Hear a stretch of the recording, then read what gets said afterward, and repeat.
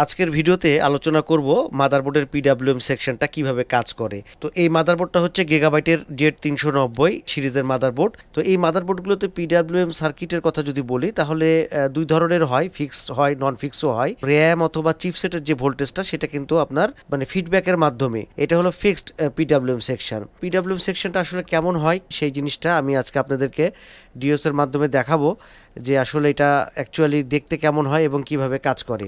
এইটা দেখানোর আগে আপনাদেরকে একটু খালি শেয়ার করব যে একটা মাদারবোর্ডে ধরেন যে নো পাওয়ার হয়ে আছে, তখন কিন্তু আপনারা অবশ্যই আরটিসি সেকশনটা চেক করে নেবেন। এটা আমি এই কারণে বলি যে আমরা অনেক সময় মাদারবোর্ডের কাজ করার সময় আমরা যখন নো পাওয়ার হয়ে যায় তখন এইটা ওইটা দেখি, কিন্তু আমরা আরটিসি সেকশনটা দেখিনি। আমরা ক্লকটাকে আমরা দেখব যে আসলে ক্লকটা কেমন হয়। ক্লকটা দেখার জন্য আমি মাদারবোর্ডটা একটু টার্ন অফ করতেছি। আমি এটা দেখাইনি আপনাদেরকে, আজকের এই মাদারবোর্ডের পিডাব্লিউএম সেকশনটা কেমন হয় সেটা দেখানোর চেষ্টা করব। এখন যেই ফ্রিকোয়েন্সিটা দেখতে পাচ্ছেন এটা হলো 32.7 কিলোহার্টজের একটা ফ্রিকোয়েন্সি। এটা মাদারবোর্ডে হতে হবে যখন আমরা মাদারবোর্ড যদি এই আরটিসি সেকশনটা অ্যাক্টিভ না হয়, এএমডি রাইজেনের হোক, ইন্টেলের হোক, যে মাদারবোর্ডই হোক না কেন কোনো অবস্থাতে, এবং ল্যাপটপের মাদারবোর্ড কখনোই অন হবে না। যে কোনো সিরিজের মাদারবোর্ডের জন্য আপনার নো পাওয়ারের ক্ষেত্রে অবশ্যই আপনারা কি চেক করবেন, ফার্স্টে আরটিসি সেকশনটা চেক করবেন। যদিও আমি আজকের ভিডিওটা করব হচ্ছে পিডাব্লিউএম সেকশন নিয়ে। এইটার যদি আমি সাইডে এইভাবে একটু ধরো, আমি একটু দেখাই দিই, এভাবে একটু এই জায়গাটা একটু যদি ধরে রাখতে পারো, এখানে যেই ফ্রিকোয়েন্সিটা আমরা দেখতে পাচ্ছি সেটা হলো 32.7 কিলোহার্টজ। এই ফ্রিকোয়েন্সিটা হতে হবে। তো এইটা হলো এইভাবে ফ্রিকোয়েন্সিটা হয়, এইভাবে ফ্রিকোয়েন্সিটা হয়, এবং এই ফ্রিকোয়েন্সিটা কোনো কারণবশত যদি না হয় তাহলে মাদারবোর্ড কিন্তু অন হবে না। এখন এই ফ্রিকোয়েন্সি যদি না হয় তাহলে আমাদেরকে কি দেখতে হয়, সেটা হলো ভিসিসি আরটিসি বলে একটা সেকশন আছে, সেই ভিসিসি আরটিসি সেকশনটা দেখতে হবে। তো সেখান থেকে একটা পাওয়ার আসে, পাওয়ারের পরে এই সেকশনটা চালু হবে, এইভাবে একটা ক্লক তৈরি হবে। এটা হলো রিয়েল টাইম ক্লক, মানে পিসিএস এর যেই ভিতরে যেই রিয়েল টাইম ক্লক সেকশনটা আছে, আরটিসি সেকশনটা আছে, সেটাকে চালু না হলে কোনো অবস্থাতে আপনার মাদারবোর্ডটা অন হবে না। যদিও এই মাদারবোর্ডটা আমাদের কাছে আসছিল সার্ভিসিংয়ে নো পাওয়ার না, এটা হলো অন অফ প্রবলেম ছিল, মাদারবোর্ডটা অন হচ্ছিল এবং অফ হচ্ছিল। তো এখন দেখেন এটা কোডিং আছে, ডিসপ্লে গিগাবাইট একদম ওকে অবস্থাতে আছে। এই মাদারবোর্ডের অ্যাকচুয়ালি যে অন অফ হয় সেক্ষেত্রে আমি এর আগেও ভিডিওতে বলেছি যে আপনাদেরকে যে সব সেকশানে চেক করতে হয়, যে কোনো একটা সেকশানে যদি প্রবলেম হয় তাহলে কিন্তু অন অফ হতে পারে। তো আমরা যেই ভিডিওটা আজকে করব সেটা হলো পিডাব্লিউএম সেকশন। আমরা দেখাবো ফার্স্টে হচ্ছে চিপসেটের যে পিডাব্লিউএম সেইটা। তো চিপসেট মানে হলো আমাদের যে পিসিএস আছে মাদারবোর্ডে, সেই পিসিএসটা। এখানে ফ্রিকোয়েন্সিটা দেখতে পাচ্ছি, এখানে কিন্তু ভোল্টেজ তৈরি হচ্ছে কত 1.05। এই যে এখানে হাই হচ্ছে, আবার এটা অফ আছে, মানে এইটার যে ডিউটি সাইকেলটা কতটুকু হচ্ছে, কতটুকু অন হবে, কতটুকু অফ হবে, এখান থেকে আমরা দেখতে পাবো। আমরা যদি মিটারে দেখি, আগে এই জায়গাটা আপনাদেরকে দেখাই দিই, মিটারে আমরা দেখব যে এখানে চিপসেটের ভোল্টেজ কত আসছে। আমরা জানি চিপসেটের ভোল্টেজ 1.05 আসে, তো 1.05 মিটারে আসতেছে 1.05। এক একটা ঘর, এখানে আমি ডিএসওর এই জায়গাটা দেখাবো, একটু মনিটরের দিকে দেখানোর চেষ্টা করব। এখানে কিন্তু এক একটা ঘর, এখানে আমরা রাখছি হলো 500 মিলি ভোল্টে, তো আমরা 1 ভোল্ট করে দিই, তাহলে সেক্ষেত্রে আরও একটু বুঝতে সুবিধা হবে। তো আমাদের যেহেতু 1.05 চেক করব, তো সেক্ষেত্রে আমরা 1 ভোল্টই সিলেকশন রাখলাম। এবার আমরা এটাকে জুম করে নিচ্ছি, জুম করলাম, এটাকে স্ক্রিনটাকে বড় করে দিলাম, দেখি এবার আমাদের এখানে ফ্রিকোয়েন্সি কত দেখাচ্ছে। তো এটা হলো পিডাব্লিউএম সেকশন, মানে পালস হবে এবং পালসের সাথে কি হবে, ভোল্টেজ তৈরি হবে। এখানে আমরা দেখতে পাচ্ছি যে কিছুক্ষণ পর পর দাগ উপরে উঠছে এবং হচ্ছে একদম স্ট্রেট কিছু দূর গেছে। তো যেই জায়গাতে উঠছে সেটা হচ্ছে অ্যাকচুয়ালি এইভাবে যদি একটু রাখতে পারো তাহলে আমি ওই সাইডটা একটু দেখাতে পারি, তুমি এইভাবে একটু ধরে রাখো। এখানে যে স্ট্রেট লাইনটা আছে এই সময়টায় কি আছে, অফ আছে, পিডাব্লিউএম সেকশনটা অফ আছে, আর এখানে অন আছে, মানে এর যে হাই মসপেটটাকে ইউ গেট মসপেট, মানে আপার মসপেটের গেটকে যখন এই যে আইসিটা আছে সেই আইসিটা যখন একবার হিট করছে তখন এখানে ভোল্টেজটা তৈরি হয়ে তারপর অফ করতেছে। তার মানে এটা ডিউটি সাইকেল কত আছে সেটা আমরা এখান থেকে কিন্তু এটা বুঝতে পারবো যে কতক্ষণ পর পর আমাদের ডিউটি সাইকেল। তো ডিউটি সাইকেলটা যদি আমরা দেখতে চাই, আপনারা দেখেন যে 1.05 কীভাবে তৈরি হচ্ছে। এখানে আমরা ডিউটি সাইকেল দেখতে পাচ্ছি, এই ডিউটি সাইকেলের মাধ্যমে কিন্তু 1.05 ভোল্টেজটা তৈরি হচ্ছে। ডিউটি দেখেন প্লাস দিয়ে 8% দিছে এবং ডিউটি -91% দিছে।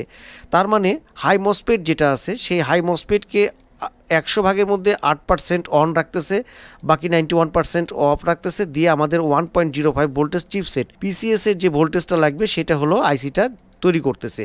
এটা হলো সেই আইসি, যে আইসিটা আপনার 1.05 চিপসেটের ভোল্টেজ তৈরি করছে। এই ভোল্টেজটা কিন্তু না হলে মাদারবোর্ড অন হবে না। তো আমি আরটিসি সেকশন নিয়ে বলতেছিলাম, তো ওইটা তো দেখবেন আর এই চিপসেটের ভোল্টেজটা দেখতে হবে।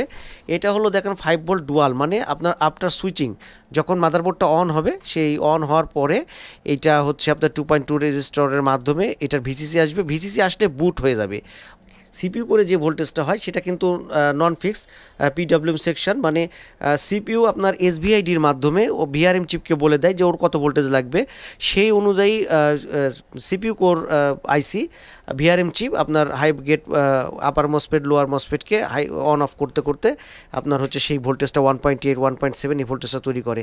আপনার যদি সিপিইউ কোরের ভোল্টেজটা কীভাবে তৈরি হয় অ্যাকচুয়ালি সেই জিনিসটা যদি জানতে চান তাহলে আমাকে কমেন্ট করেন, আমি সিপিইউ কোর নিয়ে আপনার ভিডিও করব, কারণ ওটা অনেক বড় একটা ভিডিও হবে। আমি জাস্ট র্যাম আর হলো আপনার এই চিপসেটের ভোল্টেজটা দেখা দেবো। র্যামের ভোল্টেজটা চিপ নাম্বারটা যদি আমরা দেখতে যাই, এটা হচ্ছে MAU2। MAU2 যদি আমরা সার্চ দিই, এটা হলো আপনার ফিডব্যাকের মাধ্যমে MAU2।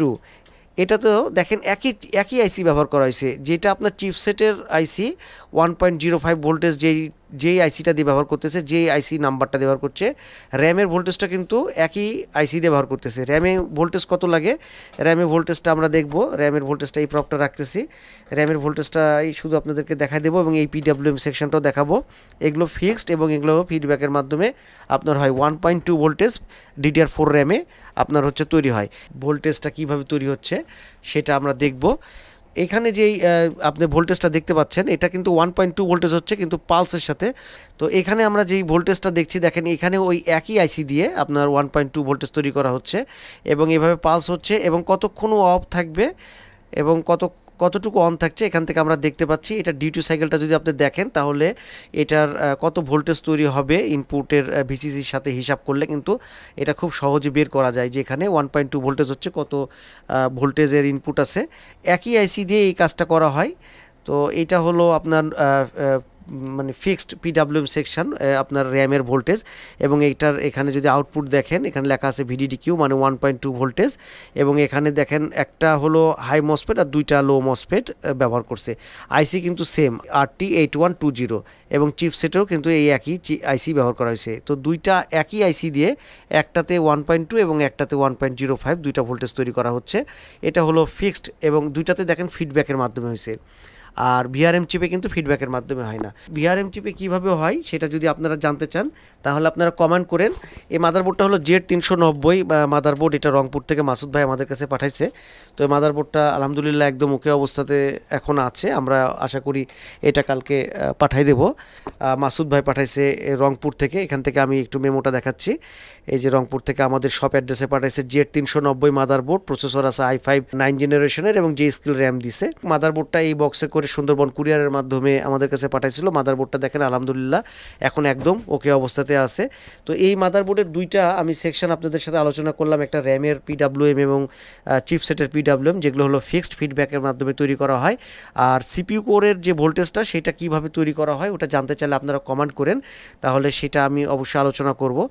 আর এইটা সিপিইউ কোরের বিষয়টা হচ্ছে যেহেতু অনেক ডিপ বিষয়, এটা অনেক ডিটেলস বলতে হবে। এ হচ্ছে এসবিআইডির মাধ্যমে কিভাবে তৈরি হয় এটা সেন্স করে এবং কত ভোল্টেজ লাগবে সিপিইউ বলে দেয়। আপনি ডিওসোতে ক্লিয়ার দেখতে পাবেন যে কত ডিউটি সাইকেলের মাধ্যমে আপনি এইখানে ভিআরএম চিপে ভোল্টেজটা তৈরি হচ্ছে। তো সেই জিনিসটা জানতে চাইলে আপনারা কমেন্ট করেন, অবশ্যই আমরা সেটার উপরে আলাদা ভিডিও করব। তো আজকে ভিডিও আর বড় করব না, আজকের মতো ভিডিও এখানে শেষ করতেছি। সবাই ভালো থাকবেন। আর মাদারবোর্ড সংক্রান্ত অন্যান্য যে কোনো ধরনের কোনো কিছু জানতে চাইলে আমাদেরকে অবশ্যই কমেন্ট করেন। আমাদের হোয়াটসঅ্যাপ নাম্বার 019713557794 আর আমাদের shop address Munna computers new market Rajshahi. তো আজকের ভিডিও এখানে শেষ করব। সবাই ভালো থাকবেন, সুস্থ থাকবেন সে আশায় আজকের মতন আল্লাহ হাফিজ, আসসালামু আলাইকুম।